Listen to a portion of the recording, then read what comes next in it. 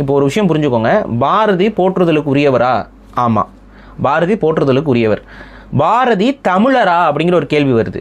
பாரதி பச்சை தமிழன் தான். எப்படி அப்படின்னா அவர் தமிழ் பார்ப்பனர். அப்போ தமிழ் பார்ப்பனராக இருக்கக்கூடிய பாரதி வந்து பச்சை தமிழர் தான். அதில் எங்களுக்கு மாற்று கருத்து கிடையாது. அவருடைய தாய்மொழி தமிழ் தான். ரெண்டாவது, பார்ப்பனர்கள் பிராமணர்களா? இதுக்கு நம்ம முன்னாடியே முழுமையான விளக்கத்தை கொடுத்துருக்கோம். பார்ப்பனர்கள் என்று தான் தங்களை அழைத்து கொள்ள வேண்டும்ங்கிறதும் நம்மளுடைய இயக்கத்துறை நிலைப்பாடு. இது என்னன்னா, பிராமணர் அப்படிங்கிறது வந்து வர்ணாசிரமத்தின் அடிப்படையில் வரக்கூடிய பெயர். பார்ப்பனருங்கிறது வந்து குடியின் அடிப்படையில் வரக்கூடிய பெயர். குடிப்பெயரில் ஏற்றத்தாழ்வு கிடையாது. ஆனால் வர்ணாசிரம பெயரில் ஏற்றத்தாழ்வு உண்டு. ஸோ ஒருத்தர் வந்து நான் ஒரு பிராமின் அப்படின்னு ஒருத்தர் சொல்லிக்கிறார் அப்படின்னா அங்கே ஏற்றத்தாழ்வு வந்துடும். ஒருத்தர் பார்ப்பனர் அப்படின்னு சொல்கிறோம்னா அங்கே ஏற்றத்தாழ்வு கிடையாது. பார்ப்பனருங்கிறது அவங்களுடைய தொழிலை குறித்தது. ஓலைச்சுவடிகளை பார்த்து எழுதியவர்கள், நகல் எடுத்தவர்கள்ங்கிற அடிப்படையில், பார்த்து எழுதுபவர்கள்ங்கிற அடிப்படையில் அவங்களுக்கு வந்து பார்ப்பனர் அப்படிங்கிற பெயர் வருது.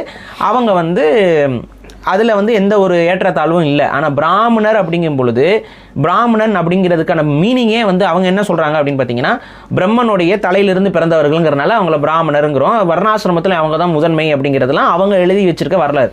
இது முழுக்க வர்ணாசிரம கோட்பாடு. இதை நம்ம முழுமையாக எதிர்க்கிறோம். ஏன்னா ஒருத்தர் தன்னை பிராமணர் சொல்லிக்கிறான்னா அவருடைய சொல்றது மூலமாவே தெரிஞ்சோ தெரியாமலோ அவர் வந்து பிறப்பால் தன்னை உயர்ந்தவர்னு சொல்லி உட்கார்ற மாதிரி ஒரு உட்கார்ந்துக்கிறாரு. ஸோ இது வந்து நம்ம வந்து ஏற்கலை. அப்போ பார்ப்பனர் என்ற பதத்தில் நம்ம ஏற்கலாம். பார்ப்பனர்களாக இருப்பவர்கள், அதுவும் தமிழை தாய்மொழியாக கொண்ட பார்ப்பனர்கள், சைவ மற்றும் வைணவ பார்ப்பனர்கள் தமிழர்கள். இதில் எனக்கு மாற்று கருத்து கிடையாது. அந்த அடிப்படையில் பாரதி வந்து ஒரு தமிழ் பார்ப்பன சமூகத்தில் பிறந்தவர். அவர் தமிழர் தான்.